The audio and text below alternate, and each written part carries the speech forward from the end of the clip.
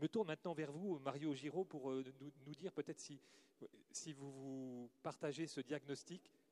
Est-ce que vous partagez d'abord l'analyse de Jean-Yves Le Drian, et puis surtout parce que vous avez un parcours, vous avez été syndicaliste, vous avez été vice-ministre des Affaires étrangères, et surtout aujourd'hui vous êtes médiateur de la paix, pour la paix avec la communauté Santé Egidio.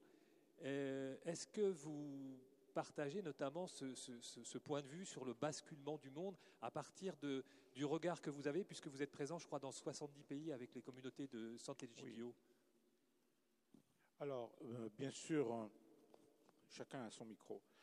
Et alors, maintenant, pour réagir, il faudrait encore 30 minutes, mais on n'en a pas, n'est-ce pas? Donc, un quart d'heure.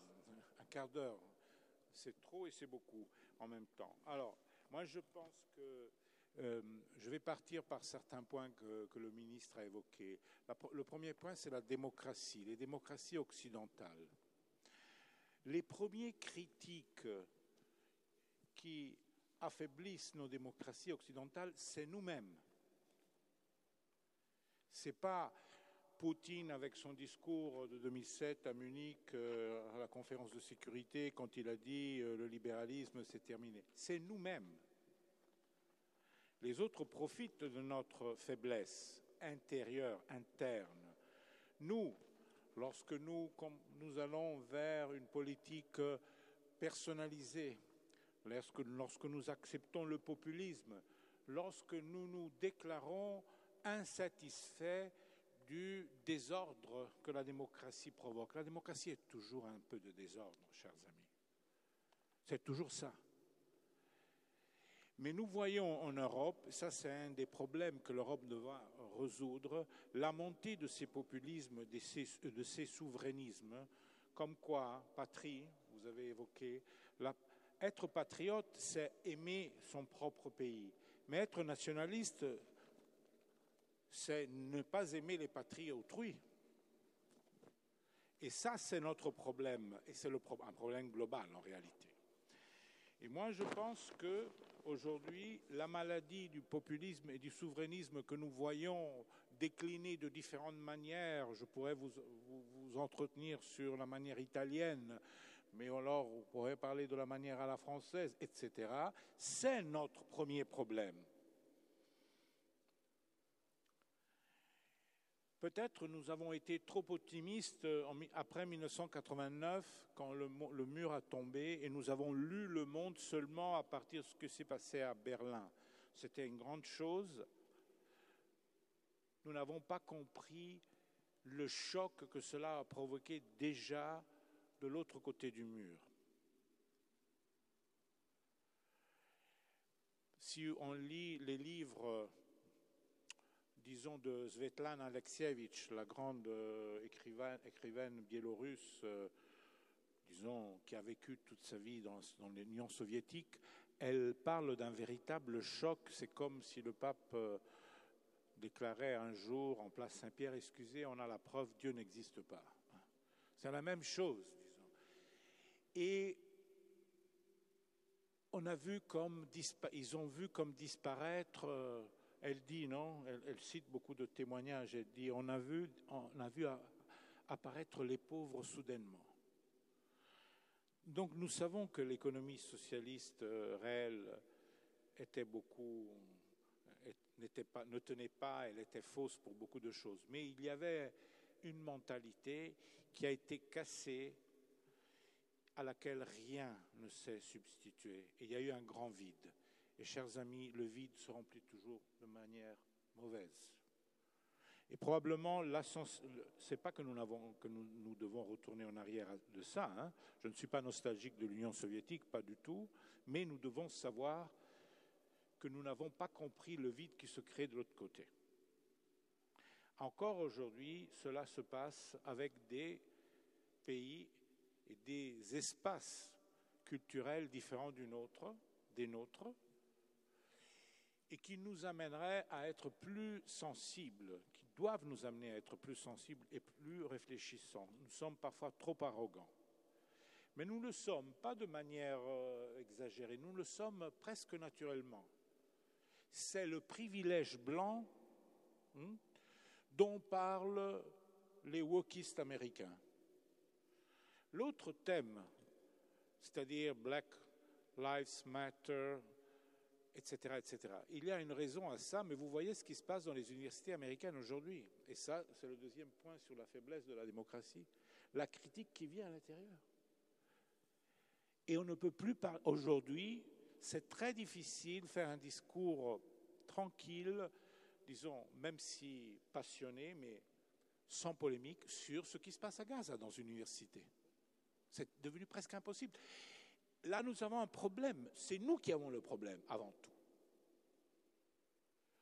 Et la culture woke, la culture éveillée des minorités américaines, pointe du doigt le privilège blanc en disant, vous, surtout ici, on est tous des hommes blancs, il n'y a pas de femmes en plus, gravissime, gravissime. No woman, no panel, il faudrait dire maintenant. Mais pour nous comprendre entre nous, heureusement que Mme Hutin a introduit, non, et qui nous dirige, elle nous dirige. Bon, non, mais c'est pour vous que compreniez la sensibilité. Ils nous disent, écoutez, vous n'avez plus rien à dire.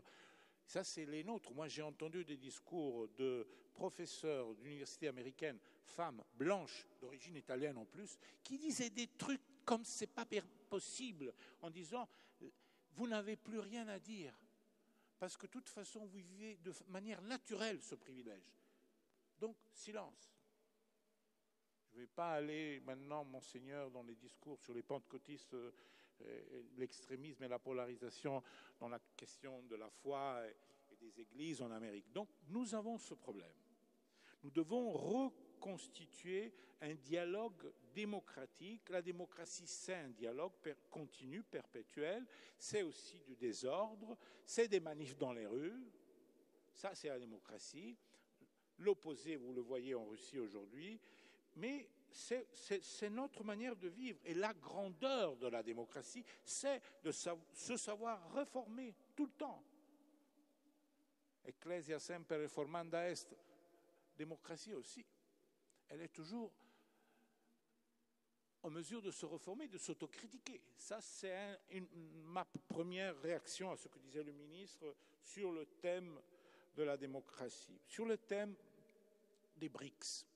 Alors, les autres veulent un nouvel ordre, mais ne savent pas quel nouvel ordre. Ça, c'est quelque chose de très... Même Poutine et Xi Jinping se parlent tout le temps, mais ils ne sont pas d'accord, en réalité. Alors, jusqu'à ce qu'il y ait la culture de l'ennemi, en ce cas l'Occident, qui veut imposer ses règles, qui a imposé ses règles, et, gravissime, ne les a pas respectées. Parce que ce dont on nous reproche, c'est aussi le double standard. 2 poids, 2 mesures. La question de Gaza est évidente. La crise n'est pas commencée le 7 octobre, elle a commencé bien avant. Les Palestiniens nous disent, mais qu'est-ce que vous avez fait pour nous? Pour faire respecter quelque chose qui a été décidé aux Nations Unies, même quand les Nations Unies marchaient. Naturellement, il faudrait leur dire, oui, d'accord, c'est vrai, il y a eu beaucoup de résolutions des Nations Unies qui n'ont pas été acceptées, mais les pays arabes qui vous soutiennent n'ont pas accepté la première des résolutions, l'existence d'Israël. Parce que l'Israël n'est pas né comme un État colonial, comme on voudrait le faire passer aujourd'hui. Israël est né par une décision collective, internationale, votée aux Nations Unies. Alors vous voyez, là aussi le débat est ouvert. Naturellement, nous sommes horrifiés et du pogrom du 7 octobre qui incarne la volonté de destruction totale du fleuve à la mer du peuple juif israélien, mais on est aussi horrifié de ce qui se passe à Gaza, cette vengeance collective que les principes démocratiques ne peuvent pas admettre. Et je rappelle que c'est la France qui a parlé de droit et pas de force contre la guerre de 2003 aux Nations Unies. C'était de Villepin, si je me rappelle. C'était pour l'Irak.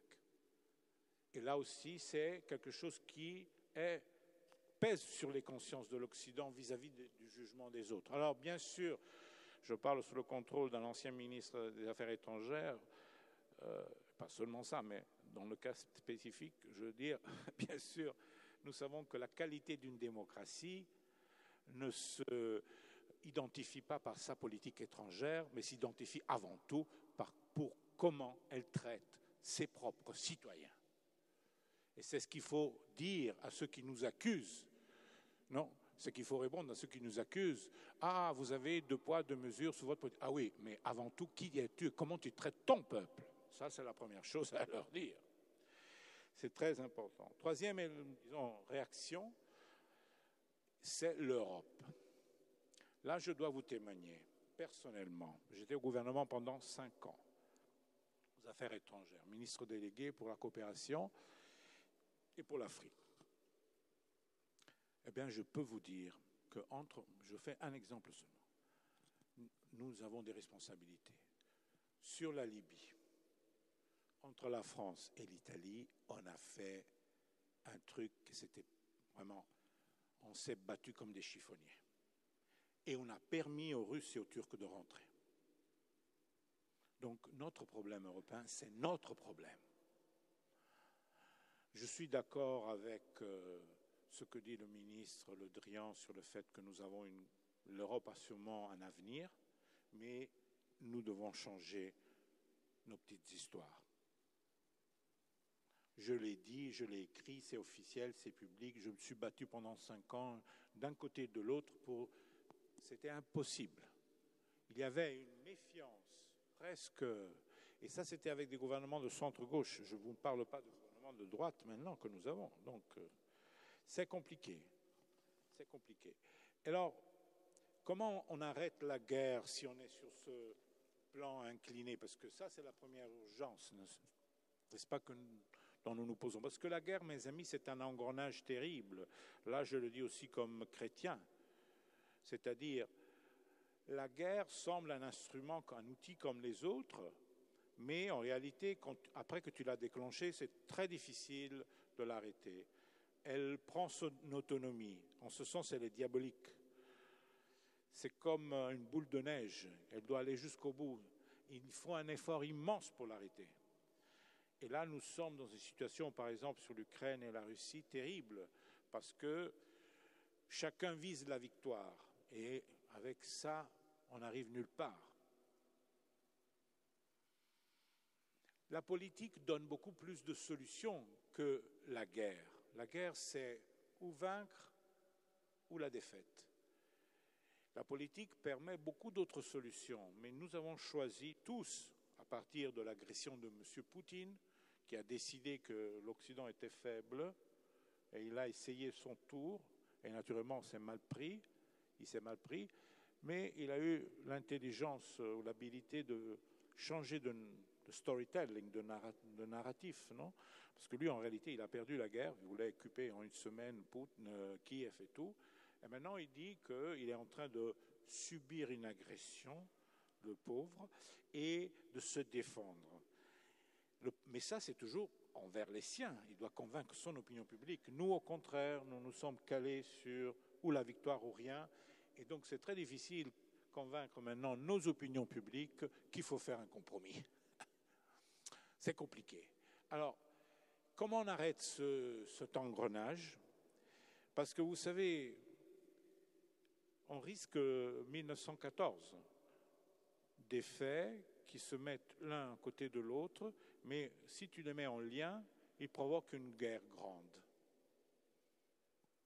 Des somnambules, c'est le beau titre d'un livre d'un historien britannique qui explique comment les faits pris l'un à côté de l'autre sont pas particulièrement dangereux, mais si tu les mets en séquence, ça devient la grande guerre à laquelle visent certains. Et là, on voit un panorama un scénario que le ministre a déjà esquissé. Je vais pas Il faut sortir de la culture de l'ennemi, il faut sortir de la victimisation. Tous les leaders autocratiques, les dictateurs utilisent la victimisation pour justifier leurs actes, surtout leurs actes de guerre. Ils sont toujours attaqués, c'est l'appel de l'histoire à défendre le patriotisme de leur pays, et patati et patata, on connaît. Mais nous avons les moyens pour faire un autre narratif, parce que les gens, même les Russes, ne sont pas tous convaincus. À la dernière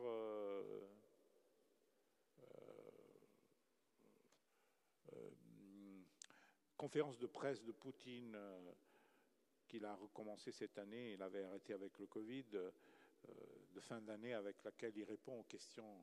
Les questions apparaissent sur l'écran. Et il y avait plein de questions sur la paix, des patriotes aussi russes, parce qu'ils croient en leur pays. D'ailleurs, right or wrong, my country, c'est pas les Russes qui l'ont inventé, c'est les Britanniques. Juste ou faux, c'est mon pays, donc j'adhère. Mais qui se demandaient quand est-ce que cette guerre termine. Poutine n'a pas répondu à ces questions, mais on ne pouvait pas les filtrer. Et aucun journaliste aurait eu le courage de lui demander. Mais les gens, oui. Pour dire que tout est beaucoup plus compliqué. Et on découvrira après la guerre combien des justes de nations il y a eu aussi en Ukraine et en Russie, entre Russes et Ukrainiens. Des Russes qui ont sauvé des Ukrainiens qui ont sauvé des Russes. On le découvrira après. C'est pour dire qu'il ne faut pas penser que la guerre est inévitable. La guerre n'est jamais inévitable. Au grand jamais. Il est possible, et ça c'est nous, ceux qui ont l'amour pour la paix, parce que nous sommes les héritiers de ceux, vous voyez les panneaux qu'il y a derrière vous, de ceux qui ont vaincu 42, 43, 44, 45, et qui se sont battus pour que nous ne choisissions pas le chemin du cimetière qu'ils ont été obligés de parcourir. Et c'est la grande culture, et si vous voulez la grande mentalité, et le grand message, vous avez cité Martin Buber, non, qui vient de la fournaise de la Deuxième Guerre mondiale et qui est le dépôt de conscience européen, surtout européen, sur lequel nous avons bâti toute la culture constitutionnelle européenne actuelle. Et qu'il faut continuer à croire que c'est un grand message qu'il faut donner aux autres, et aussi aux autres cultures, en acceptant leurs différences. C'est vrai ce que disait le ministre, les autres démocraties, le Brésil, l'Inde, vous voyez, tout le monde qui... Mais il ne faut pas courtiser les autres comme si c'était maintenant eux qui vont résoudre tous leurs problèmes, parce qu'eux aussi, ils ont leurs problèmes. Mais ce sont des véritables... c'est un véritable défi. Et je pense que de la fournaise de la Deuxième Guerre mondiale, Buber disait, parfois on ne comprend pas le monde, comme actuellement. Même si on ne le comprend pas, on peut l'embrasser. L'embrasser, c'est accepter de ne pas croire à l'inévitabilité du mal, je peux le dire ici, mais à la construction du bien. Et même la politique nous aide en ça. Dernière chose, si tu me permets, le discours sur la paix. Allez, Sant'Egidio a une approche vis-à-vis de la paix qui est une approche chrétienne et romaine. Dans quel sens? Dans le sens de la papauté. Pape Benoît XV s'est mis contre la Première Guerre mondiale, avec la fameuse note de 1917, le massacre inutile. On le nommait de Pilate XV et de Pape Bosch en France. Et la même chose en Autriche. Mais pourquoi il a dit ça? Parce que pour le pape, c'était une guerre civile, insupportable pour l'Église universelle. Tous les papes après lui ont augmenté, sont allés dans ce sens. Et aujourd'hui, le pape François est arrivé à dire que même la guerre de défense est illégale, illégitime pour un chrétien. Est-ce que tous les catholiques en sont convaincus? Pas du tout. Nous aussi, nous avons beaucoup de doutes de ça. Mais c'est pour vous dire que la théologie de la papauté romaine est très avancée en ce terme, parce qu'elle voit dans la guerre une situation impossible pour l'Église. La guerre est toujours fratricide. Et il faut tout faire à tout prix je dis bien, Et ça peut scandaliser les politiques. On doit tout faire pour l'arrêter ou pour ne pas la faire. La question du drapeau blanc, c'est ça. Et c'est scandaleux à nos oreilles. Mais en réalité, c'est un véritable pragmatisme. Parce que les idéalistes sont ceux qui pensent que la guerre résout les problèmes. Quelle guerre a résolu les problèmes les derniers 30 ans? Même un non-expert de géopolitique le sait qu'aucune. Et voilà expliqué. Alors avant de dire que la guerre est juridiquement mauvaise ou éthiquement mauvaise ou moralement mauvaise, moi je me contenterai de dire que la guerre est inutile pour résoudre les problèmes. Et ça c'est beaucoup plus pragmatique. Merci. Merci Mario Giraud.